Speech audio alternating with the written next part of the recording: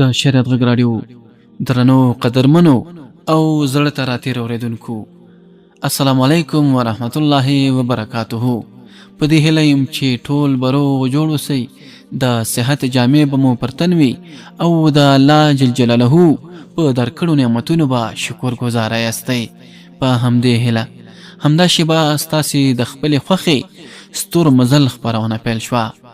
د نن خپرونې کوربه مو بیا هم د تل په څېر زه عمران الدین نیکمالیم. درنو او قدرمنو اورېدونکو، نن درته د ستور مزل په خپرونه کې د سلطان نورالدین محمود زنګي د داستان یا ناول 40مه برخه دراوروم.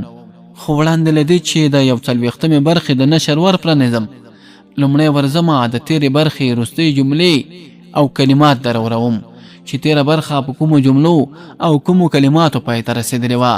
خو درنو او قدرمنو اورېدونکو، یوه هیله له تاسې هم لرم چې دا خپرونه را سره هم د نورو خپرونو په څېر تر پایه پورې باورئ او ما یوازې پرې نږدئ.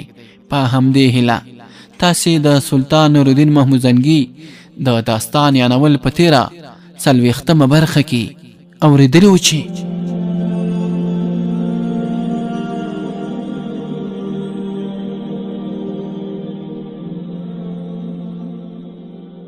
سلطان نورالدین زنګي په خپلو خبرو پیل وکړ. ویې ویل: ای نوریام راو او د تخت و تاج ځانځارونکو، وخت کم دی او سفر مو اوږد دی.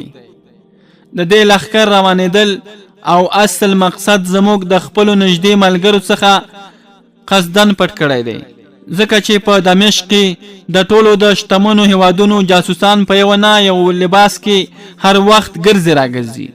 د دې نه پرته دمشق په یوې لوی تجارتي لارې پروت ښار دی او د دې ښار سرایونه هر وخت د تجارانو د قافلو څخه ډک وي او دا تاجران چې هرې لوري ته ورځي نو د دمشق خبرونه هلته ورسوي او په دې توګه په لا شعوري توګه د جاسوسۍ سبب ګرځي. نه هغوی د دې کار څخه څوک منع کولی شي او نه ورته سزا ورکولی شي. سلطان نورالدین زنګي د ساه اخیستلو نه وروسته وویل، د هر وګړي مخ ته یې وکتل، بیا یې وویل: موږ په دمشق کې دا اعلان کړی و چې موږ د جهاد په لور روانېږو.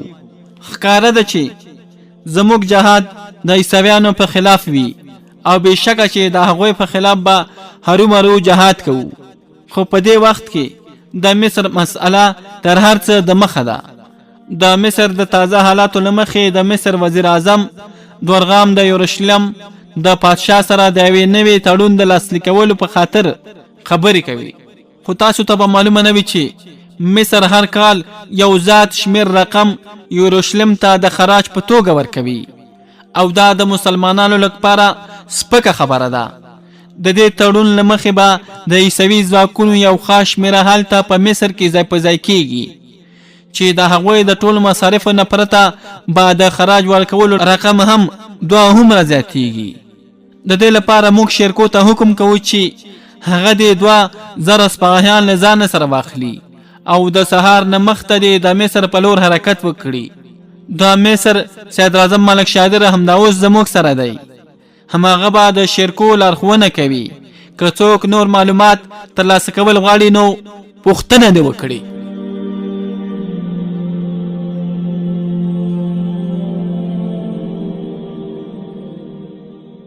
درنو اورېدونکو، تاسې واورېدل چې تېره 40مه برخه په کومو جملو او کومو کلماتو پای ته رسېدلې وه. 40مې برخې ته له دې جملې څخه دوام ورکوو. د هېڅ لوري اواز رانغی. سلطان نورالدین زنګي د لږ څه انتظار کولو وروسته وویل: شیرکو به د دې لښکرو سپه سالار وي، د ده مرسته به یو شاسوار کوي چې ارکان به یې زموږ د نوریام راو څخه سیف الدین، عین الدوله، قطب الدین، فقیه عیسی او شهاب الدین محمود وي. سلطان نورالدین زنګي د خپلو خبرو د پای ته رسولو وروسته یو ځل بیا انتظار وکړ چې که چیرې کوم څوک پوښتنه لري نو په چا کې د پوښتنې کولو جرأت نه و. اخر سلطان نورالدین زنګي وویل: اوس نو ټول خپلو خیمو ته تللی شي. شیرکو ته د خپلې خوښې 2000 سپاره خوښ کړه. د جهاد په لور د سلطان نورالدین زنګي د روانېدو خبره د هغه نه مخته یورشلم ته رسېدلی و. سلطان په خپله د دې خبرې د خپرولو اشاره کړې وه. د هغه عملی حکمت دا و چې د یورشلم پادشاه اندېښمن شي او د مصر خیال پرېږدي او د خپلو سیمو د خوندي ساتلو په فکر کې ولویږي. په دې وخت کې به اسدالدین شیرکو د ریګستان نه تیر شي او مصر ته به ځان ورسوي. د سلطان دا جنگي حکمت بریالی و. د یورشلم پادشاه دومره پریشانه و چې هغه د خپلو شمالي پولو د ساتلو په خاطر هغه لوري ته یو لښکر ولېږه. د بل اړخه کله چې د مصر پلاوي ته څرګنده شوه چې د یورشلم او د سلطان نورالدین زنګي ترمنځ جنګ کیدونکی دی، نو په دې وپوهېدل چې اوس ورته د یورشلم نه کومه مرسته نشي ترلاسه کېدلی. په دې خاطر دلته نور تم کېدل بیکاره دي. په دې اساس په ډېر چټکۍ سره بیرته مصر ته ستانه شول. په مصر کې هم ډول ډول ډنډورې خپرې شوې وي. ټول مصر همدې ډنډوراتو په سر اخیستی و.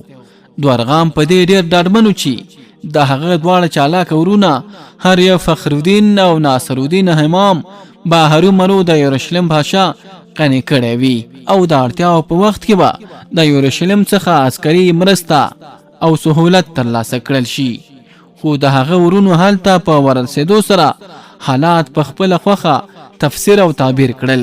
د هغوی دواړو چالاکي خو په یورشلم کې په کار را نغله، په داسې حال کې چې دوه هومره خراج ورکړی وو.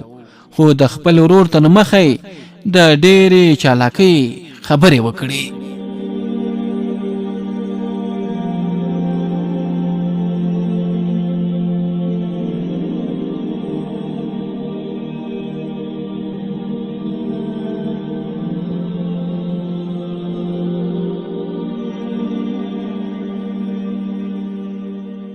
هو بلې درنو اوریدونکو، د دواړو ورونو ترمنځ خبره لا د مخه جوړه کړل شوې وه. ناصرالدین سم د لاسه وویل: الله دې ستا جلال قایم ولري. ایمالرک پادشاه چې کله موږ په خپل مخ کې وکتلو نو وویرېد. هغه موږ د سردار فاتح په القابو باندې ونازولو او زموږ د استقبال لپاره سترګې غړولې وې. مخکې مو د مصر او یورشلم ترمنځ د جنګ پیښه بیان کړې وه. په همدې جنګ کې که څه هم مصري ځواکونو د فخرالدین او ناصرالدین تر مشرۍ لاندې په جنګ کې برخه اخیستې وه، خو د عیسوي لښکرو په لاسو مات شوي وو. خو مصریانو ټول بندونه مات کړل او په هېواد یو مصنوعي سیلاب را پیدا کړ او د یورشلم پادشاه د همدې سیلاب په واسطه بیرته یورشلم ته ستون شوی و. د دې سره سره بیا هم ناصرالدین او فخرالدین خپل ځانونه فاتحین ګڼل. صدراعظم دورغام د دې خبرو څخه نور هم په غوسه شو او په سختو الفاظو یې وویل: دا فضول خبرې بندې کړئ. دا راته ووایاست چې ایمالرک پاچا څه ځواب درکړی دی؟ ناصرالدین حیران شو خو ځان یې سنبال کړ او بیا یې وویل: الله دې تاسو سلامت لري. په ځواب ورکولو کې به اهمیت څه وي؟ هغه خو موږ ته د خپلو لښکرو د حواله کولو لپاره هم تیار نه و. خو د یورشلم مالی حالات نن سبا ډېر خراب دي. خزانه یې خالی ده، خلک یې د لوږې مري. ما شاته تسلي او ډاډ ورکړ او ناصر همام تم شو او فخرالدین ته یې وکتل. فخرالدین د مخکې نه نور هم تازه ښکارېده. هغه د خپل ورور خبره سم د لاسه تایید کړه. کله چې دې فقیر ورته د مصر موجوده حالاتو په اړه وویل نو سم د لاسه یې خپل لاسونه د سوال لپاره راوغځول او زموږ د هغه په کچکول کې د هغه ټاکل شوی رقم نه پرته د خراج په توګه څه زیات رقم ورواچو. ناصرالدین خبره نوره هم مخ ته بوتله. بس هغه ستاسو تابع وګرځېد. بیا یې وویل: دوست هغه دی چې په مصیبت کې دې په کار راشي، بیا هغه تا ته په زرګونو دعاګانې وکړي. صدراعظم خپله غصه کنټرول کړه. ویې ویل: ناصرالدینه، موږ ته دعا نه بلکې عسکري مرسته اړینه ده. په دې اړه هغه څه وویل؟ د ناصرالدین په ځای فخرالدین وویل وروره لوڅ به څه پرې مینځي او څه به وزبیخي، د هغه سره فوز چیرې دی؟ د هغه د لښکرو ډیره برخه خو زموږ سره په جنگ کې له منځه تللې وه. مرسته راکول خو پرېږده چې هغه زموږ څخه د مرستې د غوښتلو لپاره لاس راوګد کړی، لاسونه یې جوړ کړل او زموږ تر مخه ودرېد. ویلي چې د دمشق سلطان نورالدین زنګي په یروشلم باندې حمله کوي. د دوستۍ د ثابتولو په وخت همدا دي که کومک او مرسته کولی شئ نو سم د لاسه یې وکړئ، او کنه که یروشلم له منځه ولاړ نو بیا به په مصر کې هم څه نه در پاتې کېږي، او بیا به بل له حمله که الله نه کړي ټول مصر د خپل آسونو تر پښو لاندې کړي.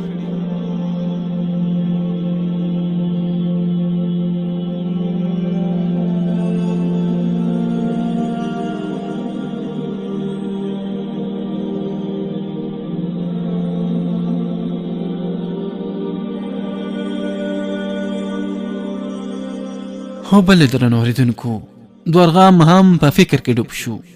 لږ څو شیبې وروسته یې وویل د دې مقصد دا ده چې تاسو لکه څنګه چې خالی لاس تللی وایست بیرته خالی لاس راستنی شوي یاست.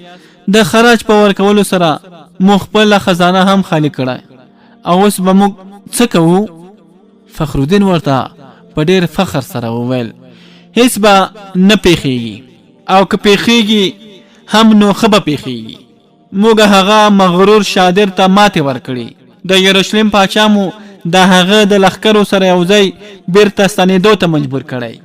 اوس که چیرې د دمشق سلطان د مصر پر لور راوګرځي نو هغه به هم د بالیس په ریګستانونو کې ښخ کړو.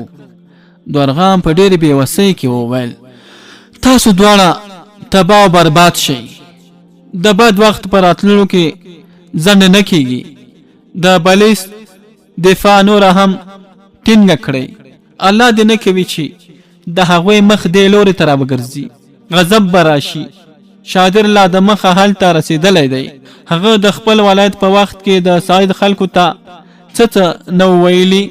هغه اوس هم په هماغه فکر کې دی. هره ورځ یوه نه یوه فتنه را پیدا کوي. ملک شادر د مصر د صدرزمین مخته د سعید یا سعودیه د ولایت والی وو. په خلاف په دربار کې سازش وکړل شو. په هغه وخت کې دورغام د شاهي محلاتو داروغه وو.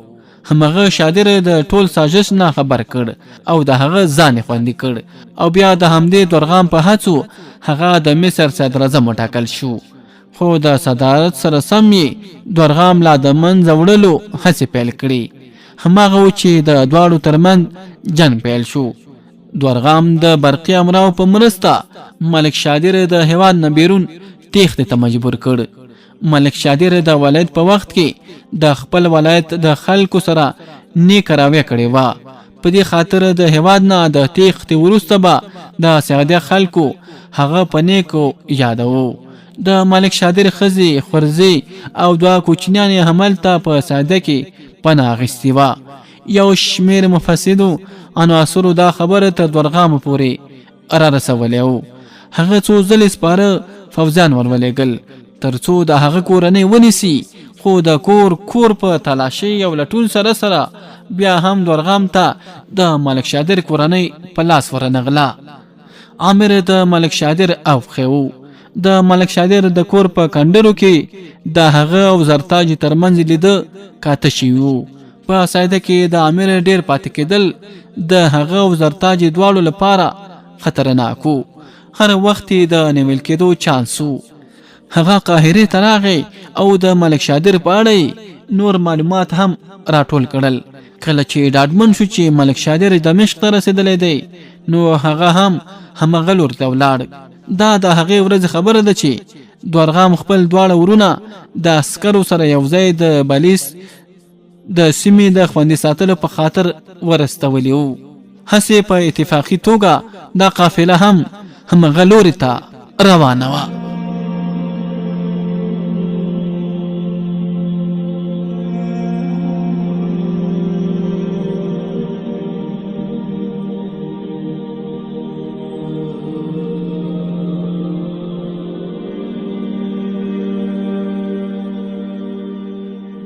هو بلې درنو اوریدونکو عامر هم د دې قافلې سره ملګری شو. په دې توګه عامر او مصري ځواکونه لږ څه مخکې وروسته بلیس ته ورسېدل. عامر له ځانه سره وویل چې یوه ورځ دوه به په بلیس کې پاتې کېږي او بیا به د یروشلم په لور سفر کوي، ځکه د دمشق په لور تلونکې لاره د یروشلم نه تېرېده. خو بله ورځ هملته په بلیس کې دا ډنډوره خپره شوه چې د یروشلم د پادشاه او د دمشق د پادشاه د لښکرو ترمنځ جنګ پیل شوی. د دې نه مقصد دا شو چې د کلا لاره بنده شوې وه او د یروشلم په لور د عامر تلل هسې بیکاره و. د هغه غریب ژوند همداسې په سفر کې پاتې شو. نن په یوه سرای کې، سبا په بل سرای کې. هغه خار په خار، کلی په کلی وګرځېد. په هغوی وختو کې به د مسافرینو د پاتې کېدو لپاره سرایونه موجود وو. د دې سرایونو کرایه به ډېره لږه وه، ځکه د حکماو فشار به پرې زیات و. په دې اساس د سرای خاوندانو نه کرایه زیاتولی شوه او نه یې د خوراک څښاک د شیانو په قیمتونو کې ډېرښت راوستلی شو. اوس نو عامر مجبور شو چې د بلیس په یوه سرای کې تم شي. ښکاره وه چې تر هغې چې د مسلمانانو او عیسویانو ترمنځ جنګ نه وي ختم شوی، نو تر هغه وخته پورې د قافلو تګ راتګ هم د خطر نه خالي نه و. د شمال پر لور تلونکې ټولې قافلې هملته تم شوې وې. که څه هم د یروشلم په لور د تللو لارې خلاصې او خوندي وې، خو هیڅ قافله هغه لوري ته د تللو لپاره تیاره نه وه. په عامر باندې دا ورځې ډېرې سختې تېرېدې. که څه هم د دې نه مخته هم پرې ورځې ستونزمنې تېرې شوې وې او دا مصیبت په هغه وخت پرې ولګېد چې چاوخی ملک شادر د مصر د عظیمه صدارت د ولکه کولو هڅې پیل کړې وې. ملک شادر ډېر پوه انسان و، خو دورغام په اړه یې دوکه خوړلې وه او د دورغام د توان اندازه یې صحیح نه وه احساس کړې. که څه هم هغه صدارت راخپل کړ، خو دورغام سره دښمنۍ یوې ورځې آرام ته هم پرې نه ښود. بالاخره هغه په دې مقابله کې د 3 زامنو څخه د یوه عالي ژوند هم له لاسه ورکړ. د پاتې 2 زامنو درکې هم نه معلومېده چې څه پرې وشول، چیرې پټ دي او که د چا په لاسو باندې وژل شوي دي. د امیر زړه په سرای کې وخت په وخت ډوبېده. دا یو ریګستاني ښار و، خو ستراتیژیک سنګر هم و. په همدې خاطر ډېر اهمیت درلود. د دې ځایه تېرېدونکې لارې د یروشلم، دمشق، انطاکیه او ان تر شمالي ښارونو پورې ورتلې. د همدې ځایه د منځني ختیځ ریګستاني سیمه پیلېږي. د مصر د سرحدي ښار په څېر د مصر د دروازې حیثیت هم درلود. په بلیس باندې د ولکه کولو وروسته قاهره په اسانۍ سره ولکه کېدلی شوه، ځکه د قاهرې او د دې ښارګوټي ترمنځ کومې فوزي کلا شتون نه درلود. د مصر او یروشلم ترمنځ جنگ هم دلته په بلیس کې پیښ شوی و او مصریانو پکې ماتې خوړلې وه.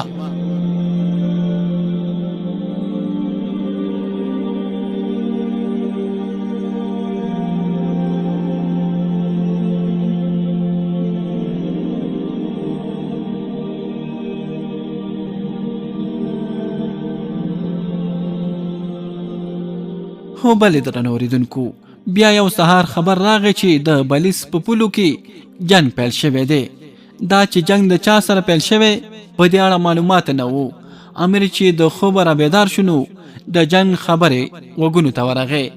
هغه حیران شو، ځکه چې جنگ خو د امالر پادشاه د عسکرو سره کېدونکی وو، خو په دې وخت کې د هغه فوزونه د شمال په لور تللي وو، ځکه د دمشق سلطان نورالدین زنګي د یروشلم پولو ته را رسېدلی وو او دلته هر وخت د یو خطرناک جنگ د پیلېدو احتمال موجود وو. هسې خو د سلطان نورالدین زنګي او عیسوي لښکرو ترمنځ واړه جنګونه روان وو، خو داسې برېښېده چې دواړه خواوې د یوه ستر جنګ لپاره تیار نه دي او یا دا چې غواړي نور هم ځانونه تیار کړي.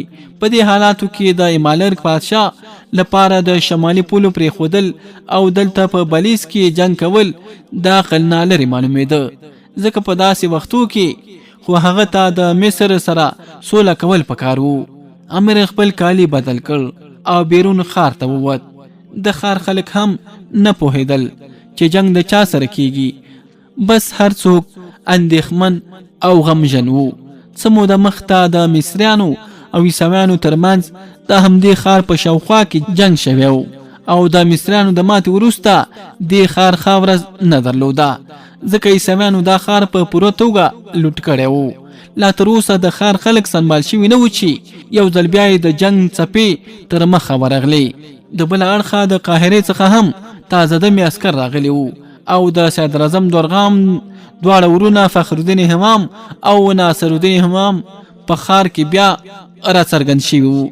د هغوی د موجودیت نه د ښار خلکو دا اندازه اخیستله چې جنگ لا تر اوسه پای ته نه دی رسېدلی او ژر یا وروسته دا جنگ یو ځل بیا پیښېدونکی دی. امیر د دې ښار د یوه سر نه تر بله سره پورې څو ځله لاړو راغی. بازارونه او کوڅې د خلکو نه خالي وي. د پیدل خلکو او سپرلیو تګ راتګ د نشت سره برابر و. خلک به همداسې تلل لکه څوک چې په تیښته وي. امیر خپل څنګ کې تېرېدونکي او کس تم کړ. وروره دا څه ډنډوره ده؟ جنگ د چا سره دی؟ آیا چا پر موږ حمله کړې ده؟ هغه بل په لنډه توګه ځواب ورکړ. ورته یې ویل هیڅ معلومات راته نشته ورور جانه. او بیا مخته ولاړ. امیر ور مخته شو او هغه یې د لاسه ونیوه. بیا یې ورته ویل بیا تاسو ولې دومره په ویره کې یاست؟ که چیرې په دې اړه درته کوم درک نه وینو بیا دا دومره پریشانه ولې یاست؟ ښار داسې د خلکو نه خالی دی لکه ټول چې مار خوړلی وي. هغه کس امیر ته په ډېرې بېوسۍ سره وکتل. ورته یې وویل وروره پرېمږده چې ځم، زوی مې سخت ناروغه دی، زه حکیم ته ورځم چې درمل ترې واخلم. امیر ژر لاس پرېښود. رښتیا هم چې ته به په بیړه کې ورځه وروره، ما ته بخښنه وکړه.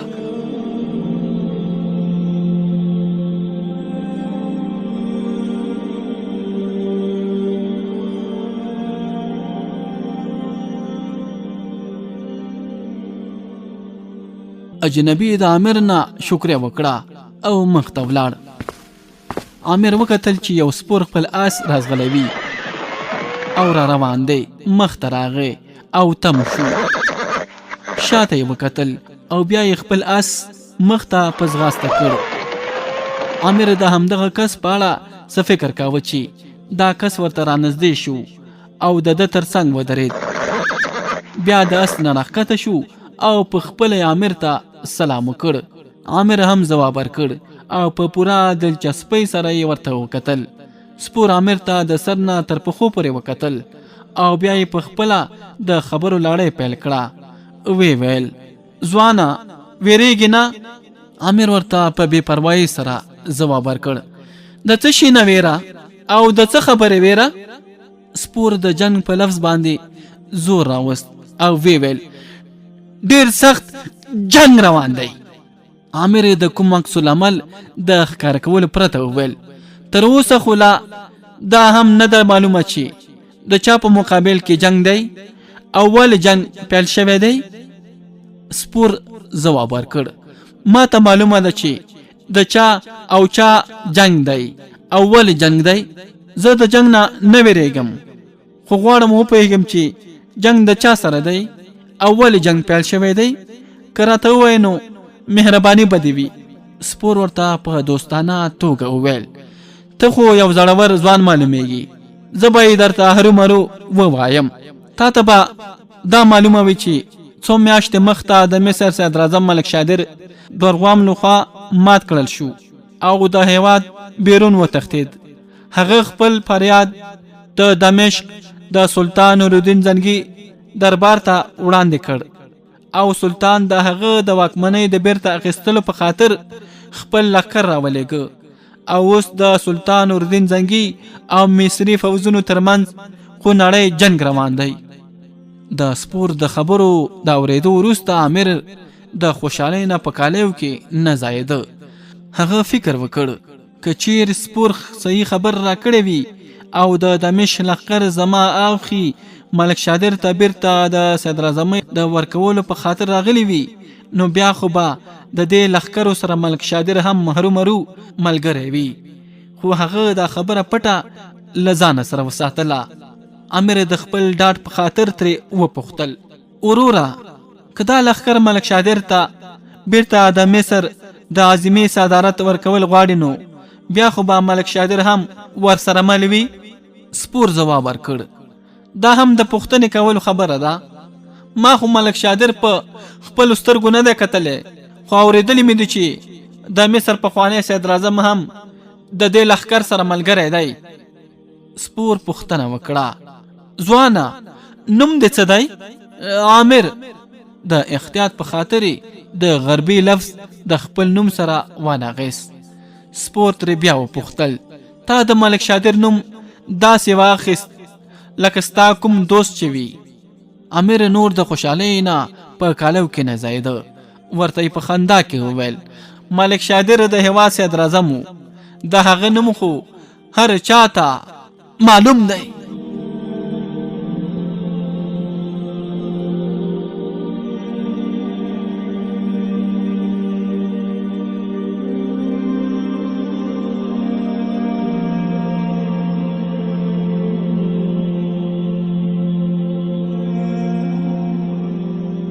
د شریعت غږ راډیو درنو قدرمنو او زړه ته راتېر اورېدونکو، دا وه د سلطان نورالدین محمود زنګي د داستان یا ناول 40مه برخه. دا چې په راتلونکې برخه کې به له کومو پیښو او موضوعاتو سره مخ شو.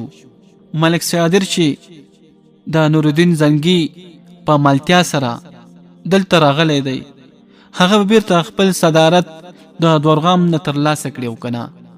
دا او دې ته ورته پوښتنې به په راتلونکې 42مه برخه کې ځواب شي. په همدې ځای درنه زه عمران الدین نیکمل اجازه غواړم. تاسې چې هر چېرته استئ خوشحاله او سوکاله ژوند ولرئ، خو موږ در سره هم په دعاو کې ساتئ. الله مو مل، ښه وختونه ولرئ.